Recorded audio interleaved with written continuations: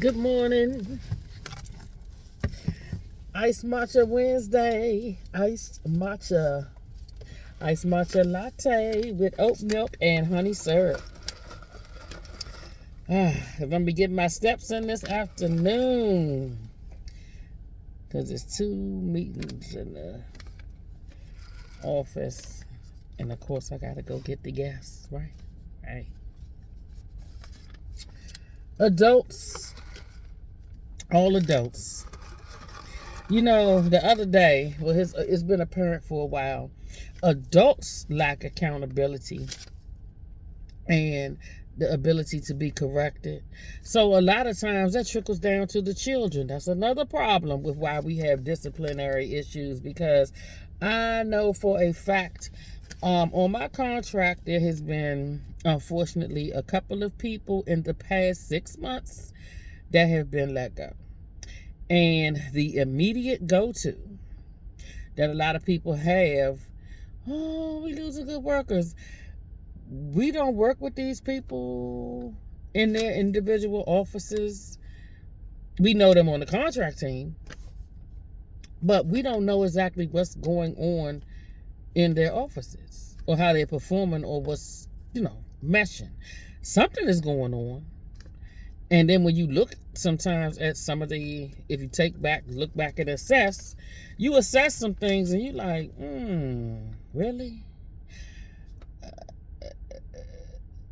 Is some room for accountability? And when you've been called to task on some issues and you don't correct, how long you think people supposed to? Business is business. You can like people and it's nothing personal. When I have made recommendations, when I'm asked, as far as when I'm assisting with trucking business, and if I'm asked an opinion, it's nothing personal.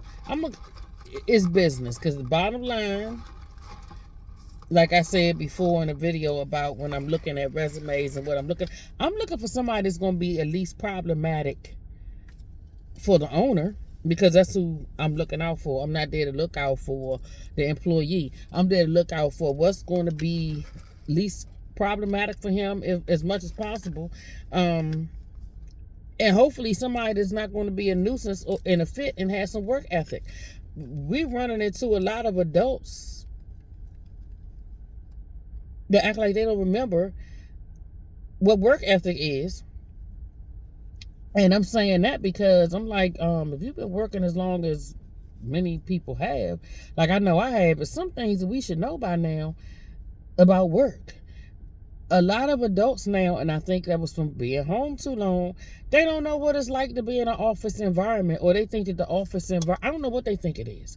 But I will say, when I think on adults and that's one of the problems. These children, first of all, a lot of people aren't holding children accountable for their actions because they're not even accountable for their actions. How can you hold somebody accountable and you're not accountable? You don't see where accountability is necessary. You don't, like I said yesterday, when women need to evaluate, we all need to evaluate.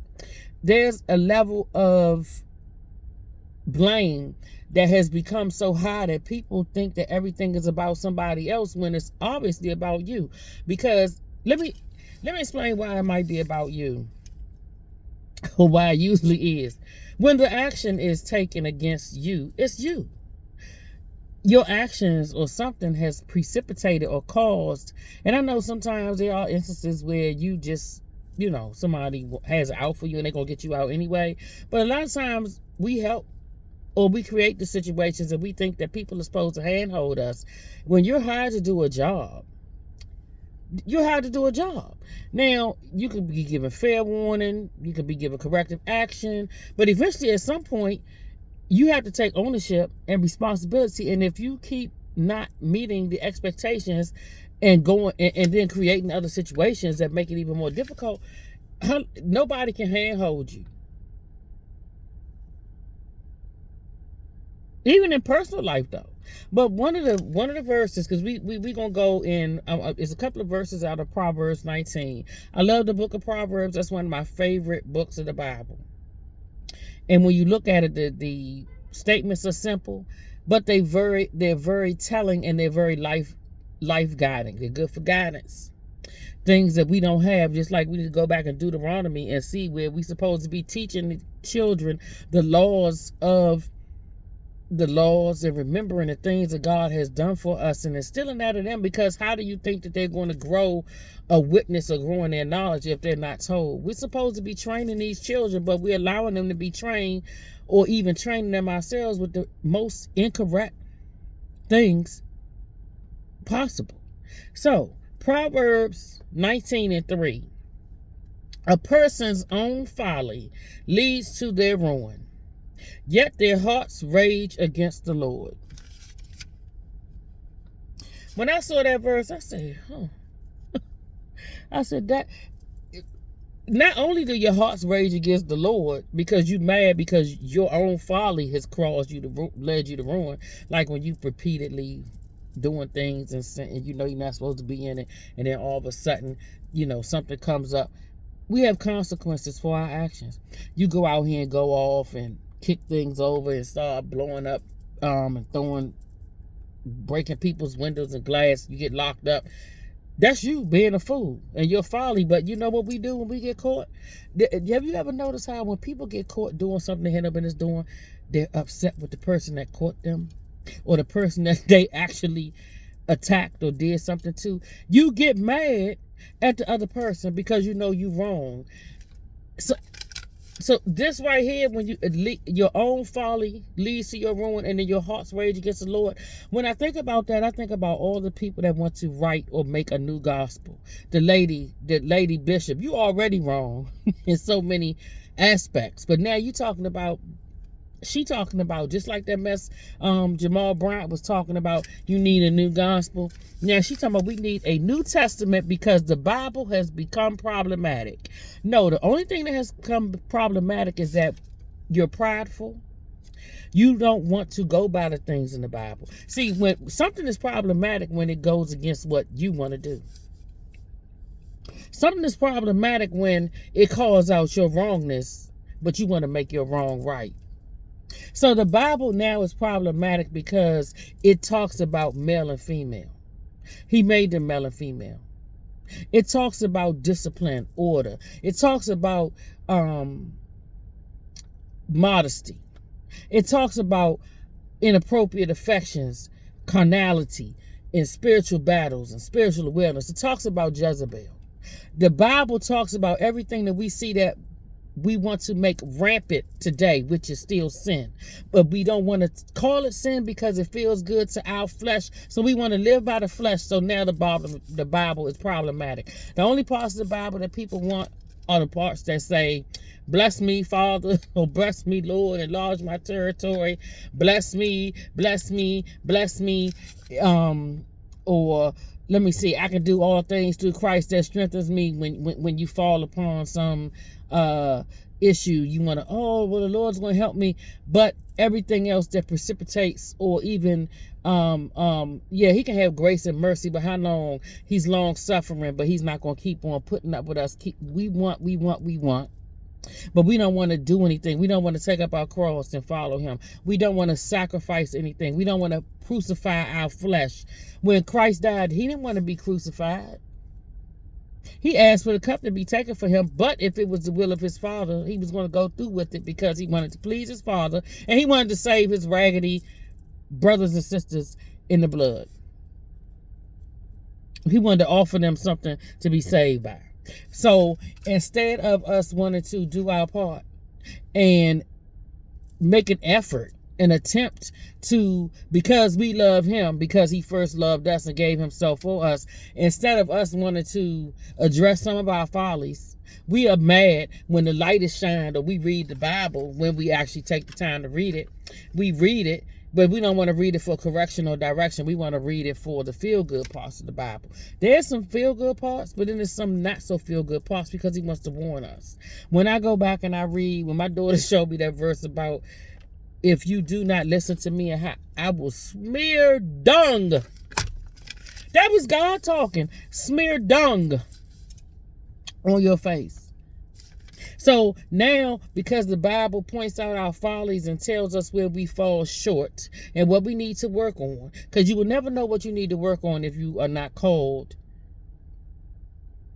or pointed out or know what you're doing wrong. But yet people tell me, well, tell me what I'm doing so I can correct it. People don't want to be corrected today in this day and age. I see it in the workplace all the time. It's always somebody else's fault. It's, oh, but they could have took up for me. Then nobody take up for me. Why is somebody taking up for you when you won't even take up for yourself? Eventually, people's reputations are called to task, but they're taking up for you and you still falling short. And a lot of people are falling short, but they don't want to admit that. You don't want to admit it in the workplace. You don't want to admit it with your families. Then these children can't admit it because they don't see adults. They're modeling some of the behaviors that we ourselves model. So when you have folly as an adult and you can't admit that, but you mad at God, He didn't cause you to do that. He might be trying to tell you that you're doing something wrong, but you don't even want Him, because a fool despises correction. So not only are the children fools, but they get it from fools that are adults my age, don't want to take no correction. Now I'm going to leave you with this verse because we're going to come back. It's like I'm getting ready to go in here, enjoy my latte and get ready for the day. This verse, and I thought about it, Proverbs 19:19. A hot-tempered person must pay the penalty. Meaning, when you hot-tempered and whatever you do, your actions, you must pay the penalty for your hot temper. Because, now listen to the follow-up. A hot-tempered person must pay the penalty. Rescue them. So that means if you rescue them from the penalty of their hot-temperedness and whatever their bad actions caused. Listen to this. Rescue them and you will have to do it again. So when you don't let somebody reap the consequences of their actions. We're not talking about, oh, they knocked over something by accident. They spilled a cup of milk. That could be an accident. Or they could have did it on purpose. So you could either choose in that moment to say, hey, listen, if you do it again, XYZ going to happen and you're going to have to do that. Or you could pop their hand and say, no, don't be acting clumsy. Pay attention to what you're doing. But when it's a big thing, and we see a lot of big things going on like theft, I personally think that especially when you're an elected official and when you commit fraud and you waste and abuse and do mismanaged taxpayer money, it shouldn't be no, I'll take a plea deal and you can't run for office anymore, or you can't do. No, you need to do some jail time, or you need to have some of your wages garnished for a period of time to put that money back. A lot of these people now, like in Minnesota, the person, I forgot which one it was, because there's so many of them, but they're getting off on lean time. You stole over $1 million, you get 1 year in a couple of days. That's a go do it again pass. So, but when we talking about hot temper, we talking about people you see on the videos crashing out in these stores, going off, wreaking havoc, breaking up stuff, fighting employees. You got people out here killing staff now. So if you let them hot temper people off and rescue them,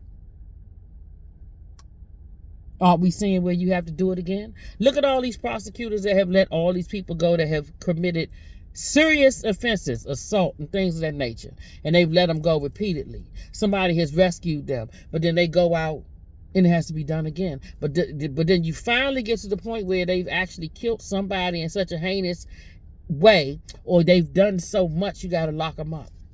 But this verse, a hot-tempered person must pay the penalty. You have to pay. You have to pay because you have to be shown, no, we're not going to tolerate this. We're not going to do this again, because if you don't, they're going to keep doing it.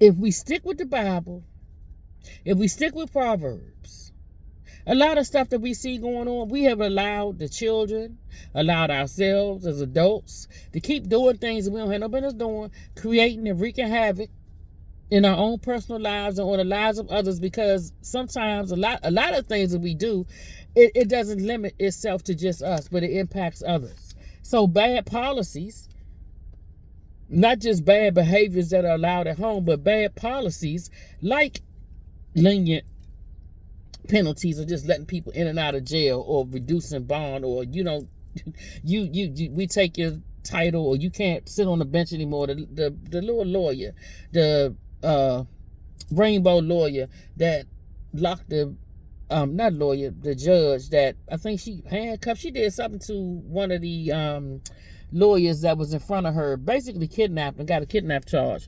So she's off the bench now. And I think they charged her, but in exchange for the charges to be dropped, I think she has to relinquish her judgeship. She can't serve anymore. I just think when you abuse your seat like that, it should be bigger penalties. But okay, we'll see how that works. But again, correction and discipline are essential. God tells us this. The world is full of foolishness. I don't expect iftrans to keep running around here following behind the world. Gentle parenting, gentle adulting, padded walls, safe spaces, and all that stupid stuff is not necessary, and it's not helping, and that's why we are where we are.